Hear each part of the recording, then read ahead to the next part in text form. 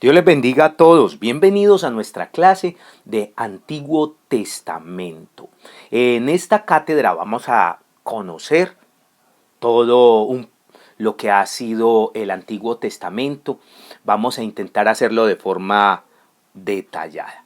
Muy bien, vamos a empezar. Vamos a pedirle al Señor que el Señor nos bendiga en esta hora. Señor, te pedimos en esta hora que tú abras nuestro entendimiento para comprender, Señor, tu palabra.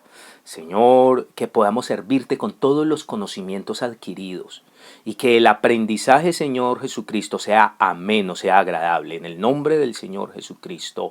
Amén y amén. Muy bien, Antiguo Testamento. El Antiguo Testamento es un conjunto de 39 libros donde Dios ha dado a conocer su pensamiento y su propósito para con el hombre. Empecemos hablando de que la palabra testamento quiere decir pacto, refiriéndose a un acuerdo entre Dios y los hombres.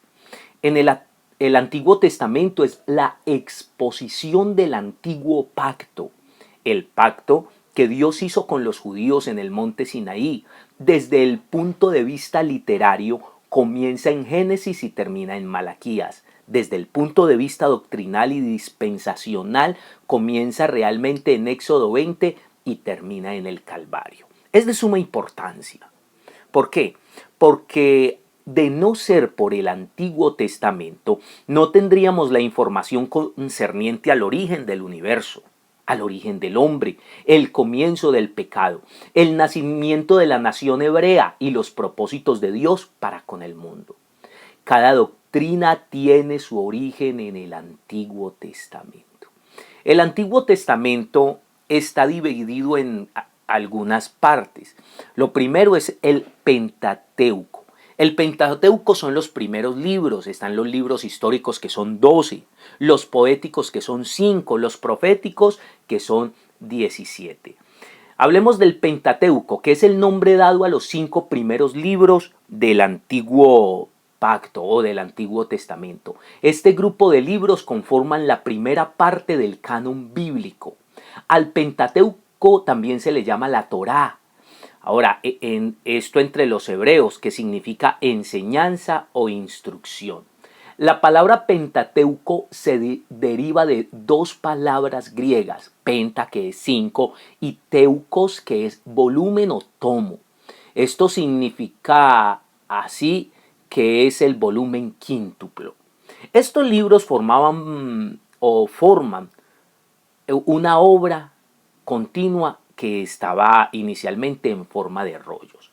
Empecemos, hablemos del libro de Génesis. Génesis proviene del griego Bereshit, que quiere decir en el principio. Génesis es la descripción más exacta del libro, por cuanto en él encontramos las grandes doctrinas concernientes a Dios, al hombre, al pecado, a la salvación, a la civilización, el matrimonio y la familia. Es aceptado comúnmente que su autor es Moisés, y realmente fue escrito, se cree que aproximadamente entre el año 1500 y 1430 antes de Cristo. Abarca desde la creación hasta la muerte de José en un periodo de 2315 años aproximadamente, desde el 4000 antes de Cristo. Si hablamos de género literario, el Génesis es un libro histórico por excelencia. Es más, casi todas sus partes, desde el capítulo 1 al 11, muestra la historia general de la humanidad. Desde el versículo 12 explica la vida de 4 hombres: Abraham, Isaac, Jacob y José. Hablemos de los propósitos. Los propósitos contenidos en el libro de Génesis. Uno es mostrar el comienzo de todas las cosas. Otro es mostrar el comienzo de la nación hebrea. El contenido del Génesis gira alrededor de 5 hechos sobresalientes. La creación en el capítulo 1 y el capítulo 2. La caída en el capítulo 3. La primera civilización en el capítulo 4. El diluvio, el capítulo 5 al 9. La dispersión de las naciones desde Abraham hasta José, en los capítulos 10 al 15. En este libro, de igual manera, encontramos algunas cosas interesantes. Déjeme decirle que si nosotros nos dedicamos al estudio de este libro, encontramos 4 dispensaciones. Por esto teológicamente tiene mucho que ver la inocencia, la conciencia, el gobierno humano y la promesa. Encontramos 3 pactos que se hicieron. El pacto de Dios con Adán, de igual manera con Noé y con Abraham. Vamos al libro del Éxodo. El Éxodo, el significado del Éxodo quiere decir salida. Este libro describe la salida del pueblo de Israel, empieza pues desde la esclavitud de Israel en Egipto, las maravillas que hizo el Señor para liberarlos y la forma como Dios lo hizo. El autor de igual manera es Moisés. Y se habla de una fecha aproximadamente del 1440 a.C. y el 1240. El género del libro sigue siendo literario. Éxodo es un libro histórico donde nos relata el tiempo de Israel en la esclavitud y la liberación de Egipto. Tiene un propósito, es mostrar la historia del pueblo de Israel en medio de la esclavitud, mostrando los hechos históricos, los orígenes de la nación hebrea, sus ceremonias religiosas. Este libro describe en parte el desarrollo del antiguo pacto con Abraham. Las promesas que éste recibió de Dios incluían un territorio propio, una descendencia numerosa, que llegaría a ser una nación, y la bendición de todos los pueblos a través de Abraham y su descendencia. El contenido del Éxodo gira alrededor de 4 periodos. Primero, el periodo de la esclavitud, en el capítulo 1 y en el capítulo 2. En el periodo del juicio y la liberación, capítulo 3 al capítulo 12. El periodo de disciplina, o si pudiéramos llamarlo, el castigo de Dios, o el momento, capítulo 13 al 18. El periodo de legislación y organización, que lo relata el capítulo 19 al 40. Éxodo contiene varios tipos básicos. Egipto es tipo del sistema del mundo, opuesto al pueblo de Dios. Faraón es un tipo de Satanás, el dios de este mundo. El cruce del Mar Rojo es el tipo del bautismo. El maná, tipo de Cristo. La roca, tipo de Cristo. Amalek, tipo de la carne o tipo del pecado. La Pascua, que es el tipo de la muerte de Cristo. Hablemos entonces de Levítico. Bueno, la palabra Levítico significa relativo a los levitas. Proviene del hebreo leví, que quiere decir unido. Los judíos antiguos lo llamaban el Wayigra, que quiere decir llamó, o el que es llamado. El autor de este libro sigue siendo Moisés, que fue escrito en 1240 aproximadamente y abarca el periodo de Israel en el Sinaí. El propósito, bueno, que a través de las leyes dadas, el Señor quería enseñar al pueblo a santificarse y lo que significa apartarse del mal y dedicarse al servicio de Dios. Los israelitas, las leyes, las instituciones del Levítico les hacían tomar conciencia de su pecaminosidad y de su necesidad de recibir la misericordia divina. A la vez, el sistema de los sacrificios les enseñaba que Dios mismo proveía el medio para expiar sus pecados y santificar su vida. Bueno, en este libro se puede clasificar en 5 puntos, que uno es las leyes concernientes a las ofrendas. 2 es las leyes concernientes al sacerdocio. 3 es las leyes concernientes a la purificación, las leyes concernientes a las fiestas y las leyes concernientes al país.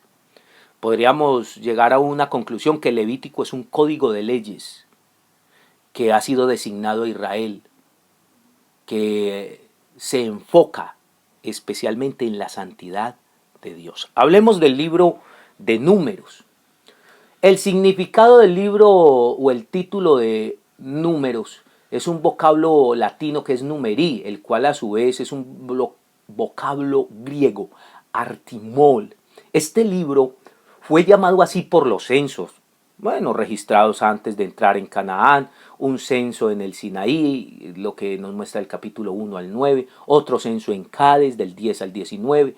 Así que ese término hebreo, Bemidbar, literalmente en el desierto. Esto expresa con más precisión el contenido del libro. Esto es el viaje de Israel desde Egipto hasta las llanuras de Moab. Autor sabemos que es Moisés y que fue escrito en 1240 aproximadamente y que cubre un lapso de 39 años. En el tema, este libro nos presenta un orden de gente numerada según las tribus, las familias. Cada tribu se le asigna un lugar en el campo, en la transportación del tabernáculo. Tiene tareas señaladas. Es más, tienen reglas en cuanto al servicio, al orden. Aquí se registra de alguna manera la falta de confianza de Israel en las promesas de Dios, porque no creían que podía entrar en la tierra prometida. Y la Biblia nos cuenta que por el castigo el pueblo de Israel vagó en el desierto, donde apenas las nuevas generaciones pudieron entrar a la tierra prometida. El contenido de este libro se puede clasificar en 3 puntos. Primero, en el Sinaí. Lo segundo es del Sinaí a Cades y lo siguiente de Cades a Moab. En este libro se presenta a Dios como soberano, que demanda obediencia a su voluntad, pero que demuestra misericordia al penitente y al creyente. Así como el Padre educa y castiga a sus hijos, Dios dirige a su amado pueblo. Deuteronomio. Si hablamos de Deuteronomio, el título entre los judíos, el 5.º libro de la ley, era conocido como Elied HaDbarim, que quiere decir, estas son las palabras. Bueno, por la forma abreviada del Barim, las palabras tomadas de Deuteronomios 1.1 es un título alternativo que es Mishe HaTorah, que quiere decir copia de esta ley. El título de Cartelano fue tomado de la frase griega la Septuaginta o Deuteronomios, que quiere decir esta es la segunda entrega de la ley. Deuteronomio no es una repetición del material anterior, no, se constituye en un lenguaje no técnico, es una promulgación de las implicaciones de la realización o de la relación más bien espiritual establecida en el Sinaí. Tiene como su interés la congregación reunida de Israel, más que un grupo exclusivo, como la casta sacerdotal o Aarón o algunas otras. El autor sabemos que es Moisés y que fue escrito aproximadamente en 1220 y abarca un periodo de 2 meses desde la llanura de Moab. El propósito es enseñar a una nueva generación la ley del Señor, también preparar la nación para entrar a la tierra prometida. Bueno, aquí Moisés estaba a punto de morir y ellos tendrían un nuevo líder, así que también había que fortalecer la fe del pueblo, ya que enfrentarían diferentes problemas al entrar en la tierra prometida. Y también el propósito de este libro es profundizar la ley en la vida del pueblo. El contenido de este libro, Deuteronomio, se puede resumir en 3 exhortaciones. Recuerda, obedece y presta atención. Se le amonesta al pueblo a que obedezcan la ley para que puedan prosperar. Se les recuerda la apostasía, las rebeliones y se les amonesta de la consecuencia de la desobediencia en el futuro. Hablemos de los libros históricos. Empecemos hablando de Josué. Este es el 6.º libro de la Biblia y toma su nombre, bueno, del protagonista principal. Es un informe de la entrada de Israel a la tierra prometida. Aquí Josué, que ha sido el protagonista, y habla sobre algún tema principal y es la conquista de Canaán, su posterior división, la forma como se repartieron. Es razonable deducir como autor que es Josué, porque de ahí mismo lleva su nombre. Es más, tiene detalles biográficos que solamente Josué pudo haber aportado. La afirmación final del capítulo 21 de que Josué escribió sus palabras prácticamente marcó el detalle que este libro ha sido escrito por Josué. Bueno, este libro es un libro por excelencia que da ánimo. El contenido del libro de Josué tiene tres divisiones principales: la conquista, la división de los territorios y la exhortación final de Josué al pueblo. De igual manera, detalladamente da la división de los territorios. Hablemos del libro de Jueces, que el significado o es el título hebreo dado a este libro es Shopetin, que significa jueces o líderes ejecutivos. De total que esto es, si hablamos del comentario general del libro de Jueces, esto registra las oscuras épocas, la declinación, la apostasía en Israel, en la tierra prometida. Pudiera decirse que el libro de Jueces es un puente entre la entrada a la tierra prometida bajo el liderazgo de Josué y la monarquía que comenzó en Israel con Saúl y David. Este libro describe una serie de eventos y acontecimientos, muchos de los cuales fueron negativos para el pueblo hebreo, ya que estaba en su propia tierra en este periodo de su juventud nacional, y después de la muerte de Josué no tenían gobierno central fuerte. Era una hermandad o una confederación de las 12 tribus que estaban independientes, sin otra fuerza unificadora que su Dios, a quien definitivamente no le prestaron la suficiente atención. Bueno, si seguimos entonces, el libro de Ruth es un comentario general. Este libro forma parte de los libros históricos de la Biblia, es el tercero de esta división y está estrechamente relacionado con el libro de Jueces. Toma su nombre del personaje principal, cuya biografía se relata exacta. El libro de Ruth es una historia verídica que está llena de enseñanzas. Ruth ilustra algo de las costumbres, la cultura de Israel en el tiempo de los jueces. Es una historia de personas comunes, no eran reyes, no eran nobles, no eran profetas, personas como todas las demás, y esto facilita que nos identifiquemos con el carácter de la historia misma. Bueno, el autor del libro de Ruth es desconocido, pero desde el momento que la genealogía se remonta hasta David, parecería que fue escrito en este tiempo, cerca del año 1010 a.C., por un autor inspirado durante el reinado de David. No existe base alguna para ubicarlo en fecha posterior, y en el año 1010 a.C. aproximadamente. Tiene un propósito, y es relatar el episodio en la ascendencia del rey David. Narra la introducción de sangre no israelita en su linaje. También enseña el largo alcance de la gracia de Dios para recibir a los gentiles como su pueblo redimido. Este libro tiene muchas enseñanzas. Es interesante que leamos el libro de Ruth porque nos ofrece un anticipo grande de las bendiciones que han de venir a los que se incorporen al pueblo de Dios. La maravillosa e inesperada providencia de Dios se dejan ver en la inclusión de un extranjero al linaje mesiánico. Aparece la figura del pariente que llena algunos requisitos que son luego exactamente puestos en el momento de la crucifixión del Señor. Vamos al libro de Samuel, primera y segunda de Samuel. Los libros de Samuel originalmente, los dos libros eran uno solo. Fueron los judíos alejandrinos los que subdividieron los dos libros. Los libros de Samuel son quizás los más importantes desde el punto de vista histórico. Abarcan una época de gran importancia en el pueblo de Israel.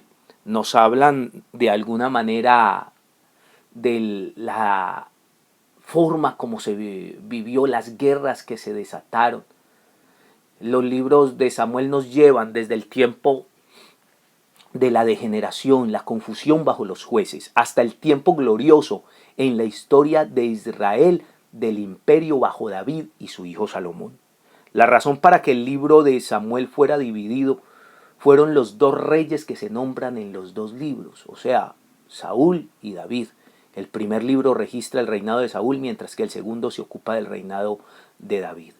En estos libros hay hombres sobresalientes como son Samuel, Saúl, David, y cada uno tiene parte activa en la historia de Israel. Si pudiéramos dividir este libro, lo hablaríamos desde la carrera de Samuel, la carrera de Saúl y la carrera de David. En esto, cada uno de ellos aportaron mucho a la nación de Israel. Y definitivamente el libro, los primeros libros de Samuel, primera y segunda de Samuel, son libros que vale la pena leerlos. Todo esto estamos atrayendo a todos los estudiantes para que estudiemos mucho la Biblia. Es decir, cuando lleve siempre la Biblia con usted, léase un libro de la Biblia, que esto le va a dar una autoridad al hablar en cualquier momento. Hablemos sobre los libros de los reyes. Si hablamos de un comentario general, estos dos libros encierran una de las partes más importantes de la historia bíblica. Los libros son esencialmente históricos, por esta razón que no se ocupan tanto de temas doctrinales, sino que cuentan la historia tal y como fue, midiéndola con la vara de la ley y la obediencia de David. También originalmente fue un solo libro y fue dividido luego. Tiene un tema general y es demostrar sobre la base de la historia que el bienestar de la nación siempre dependía en última instancia de la sinceridad y de la fidelidad de Dios del pueblo con Dios. Dios siempre les prometió bienestar siempre y cuando anduvieran en sus caminos. El tema central es registrar toda la época de la monarquía de Israel y de Judá, con las cosas negativas o positivas que se produjo. Tiene un autor indeterminado, pues no se sabe exactamente, pero sí tiene un propósito, y es exhibir los acontecimientos importantes desde el punto de vista de Dios y desde el punto de vista del hombre. Bueno, el propósito de este libro realmente no es glorificar a los héroes de Israel, sino mostrar cómo Dios se manifestó por medio de ellos. Nos muestran algunas dinastías o todas estas monarquías. La primera dinastía se inicia con el reinado de Jeroboam, quien reinó 24 años y lo reemplazó su hijo Nadab, que reinó solo 2 años y fue muerto por Baasa, que dio inicio a otra dinastía. Y empieza la dinastía de Baasa, reinando 24 años, su hijo Ela, quien continuó en el trono y también duró solo 2 años.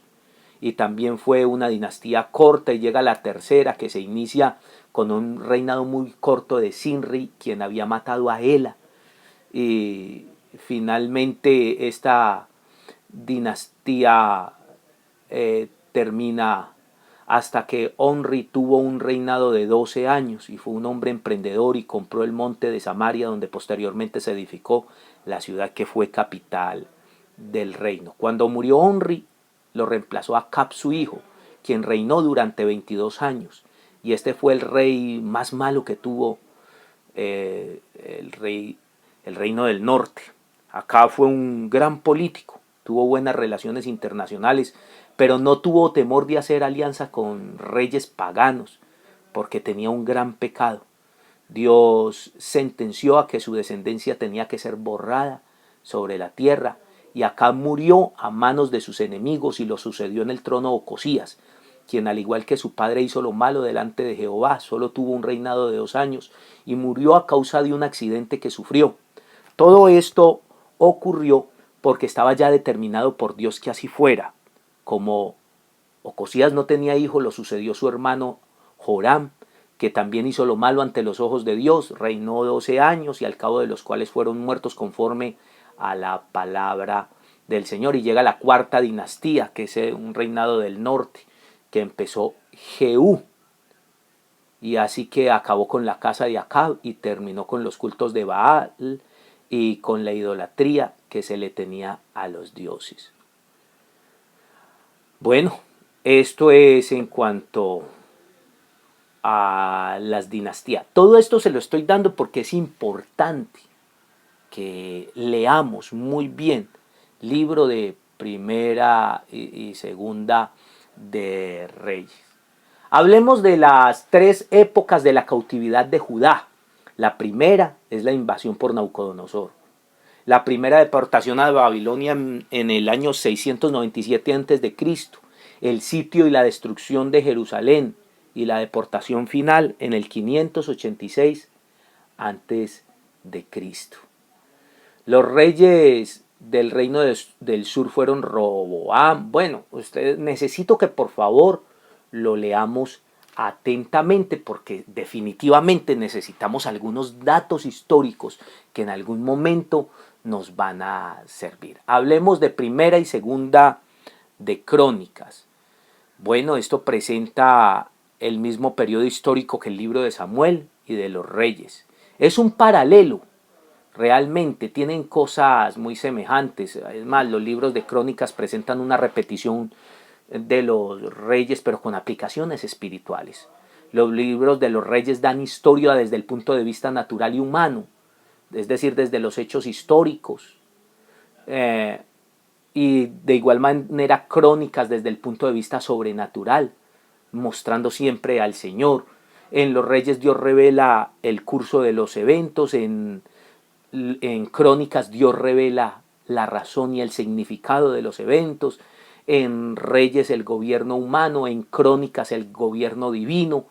Y hay algunos ejemplos que nos ayudan mucho a mirar las diferencias. Por ejemplo, en los Reyes 3 capítulos se dedican a la guerra de Ezequías y solamente 3 versículos se dedican al gran avivamiento durante este reinado.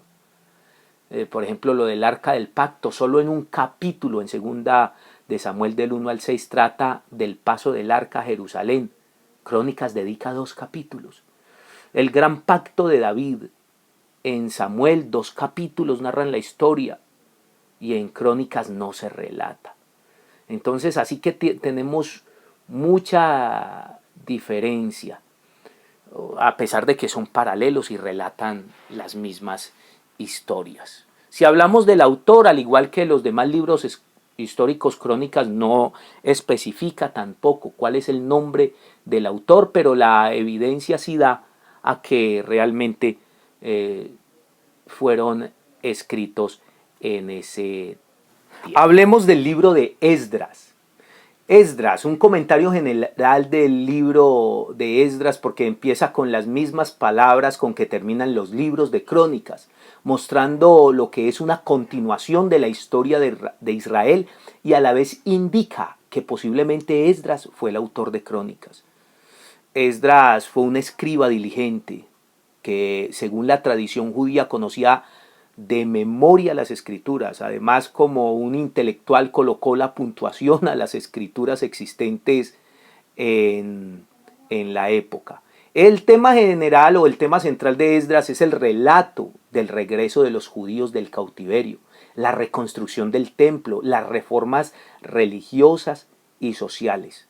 Bueno, no se sabe mucho del autor, se cree que fue el mismo Esdras realmente, o sea, el autor de este libro, porque es 100% histórico, se registra parte del cautiverio y el regreso del pueblo a su tierra.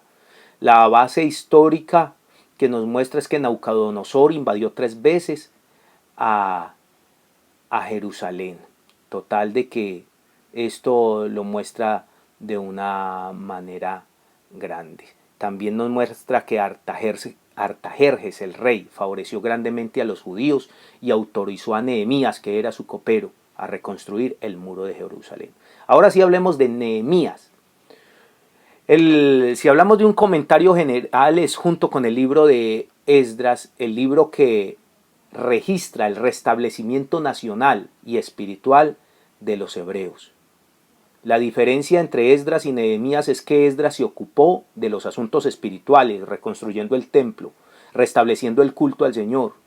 Bueno, el problema era que el país políticamente estaba en peligro, Jerusalén quedó sin muros y cualquier enemigo podía atacarlo con dificultad. Con el regreso de Nehemías fueron reconstruidos los muros e Israel, la nación, fue restablecida de nuevo.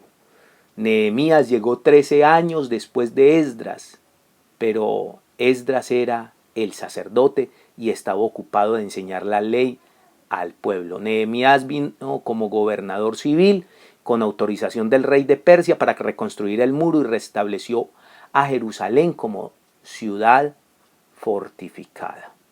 Hablemos de Esther. La palabra o el nombre de Esther deriva de un vocablo persa que significa estrella o estara. El libro de Esther es el único libro de la Biblia que no menciona ni una sola vez el nombre de Dios. Algunos hasta habían pensado que no debería estar incluido en el canon de las Escrituras. Por este motivo, aunque Dios no está mencionando en cada página, se ve claramente el propósito, se ve su obra en favor del pueblo de Israel. Algunos han sugerido que fue escrito para los archivos del rey y por esta razón el rey aparece mencionando como 192 veces. Asuero no era nombre propio, sino un título dado a los reyes de Persia, y era una costumbre en la antigüedad llamar al rey por su título, como si se tratara del propio nombre, por ejemplo, el faraón o el César. En Esther se ve una ilustración de la predominante providencia de Dios que libera, que preserva al pueblo de la destrucción. Volvemos que el autor del libro de Esther es desconocido, pero la fecha o la composición más bien se cree que es hasta el año 465 a.C. hasta el 330. Y habla exactamente de una manera sobre la historia. Hablemos de los libros poéticos. En el estudio teológico hay que tener en cuenta la palabra poético. Se refiere a la forma de escribir, no quiere decir que la poesía en la Biblia es meramente pensamiento sentimental basado en la imaginación humana, como nos pasa en la actualidad. Pero en sí la sabiduría de Dios se deja ver y los hebreos tienen una forma de poesía que les permite traducirla en cualquier idioma sin perder el sentido. Generalmente pensamos en la poesía como renglones que tienen ritmo y que tienen rima, pero Dios utilizó otro estilo llamado el paralelismo.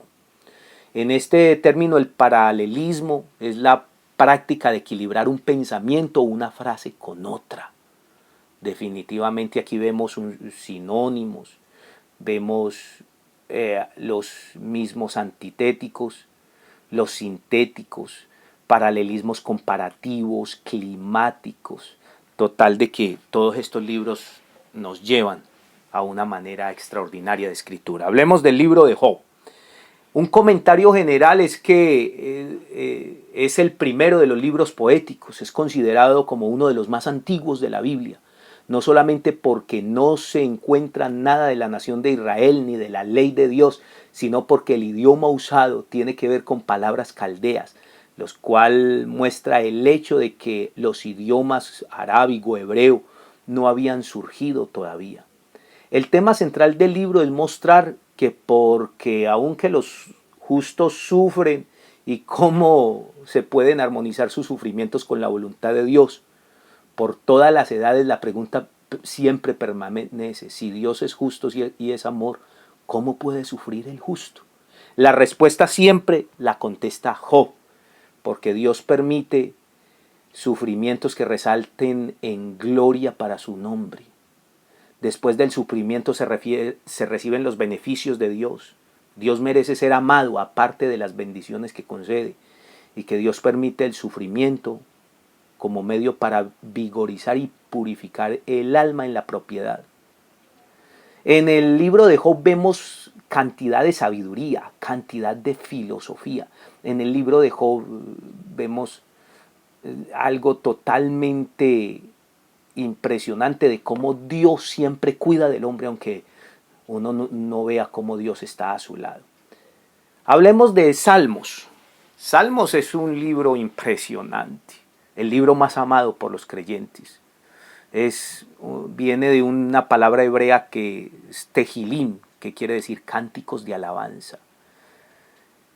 Los salmos son cánticos que iban con acompañamiento de instrumentos de cuerda, por eso se llama el salterio.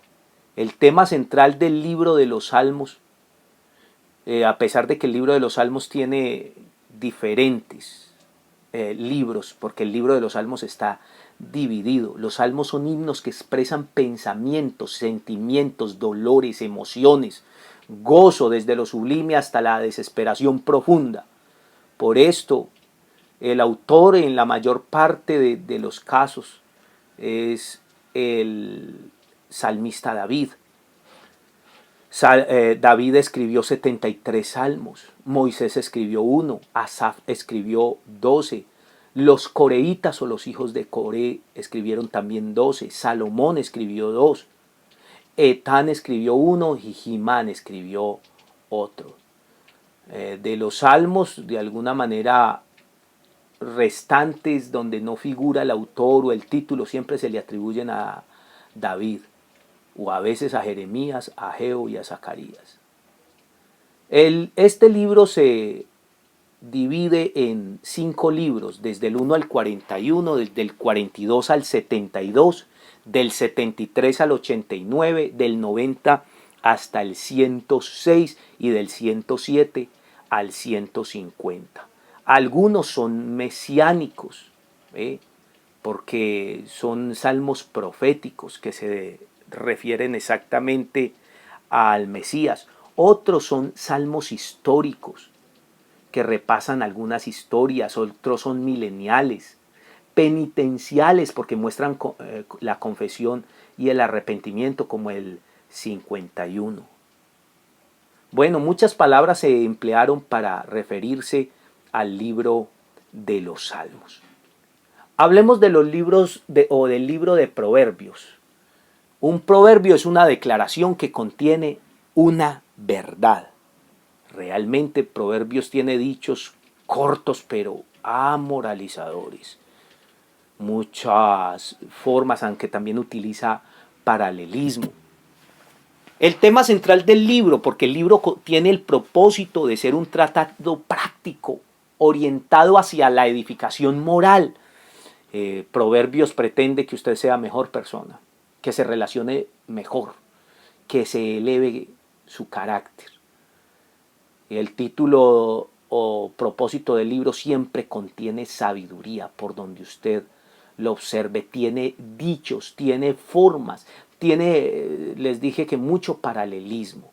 Total de que cuando usted estudia el libro de Proverbios, usted se está asegurando siempre de crecer como persona. El libro de Eclesiastés. Si usted mira el título hebreo para el libro de Eclesiastés es Kohelet, que aparece o significaba el misterio del predicador. El libro de Eclesiastés contrapuesto con el libro de Josué, que el libro de Josué siempre es un libro de alegrías. El libro de Eclesiastés es un libro que fue escrito en un momento exacto de la opulencia y por esto llega a tener mucha filosofía, que si alguno lo podría ver incluso como depresivo. Pero el libro de Eclesiastés habla de la vanidad, habla de todo lo que se ve debajo del sol, habla del hastío, habla de las cosas que se viven entre los seres humanos.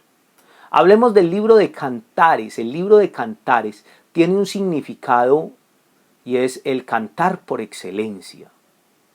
Una de las dificultades de este libro es que el nombre de Dios no aparece con el tetragramatón divino, pero muchas frases son alusivas al Señor, solamente que tiene un lenguaje impresionante. Su forma de escritura es totalmente diferente a todos. Es más, usted puede ver en en el libro de Cantares, que tiene hasta relatos aún eróticos, pero que no son sencillamente cosas entre un hombre y una mujer. Es un libro que tiene un método alegórico por naturaleza, tiene un método literal y definitivamente tiene un tema central. Aunque es un libro figurado y depende mucho de la interpretación que se le dé, realmente el libro de Cantares muestra el amor entre Cristo y la iglesia.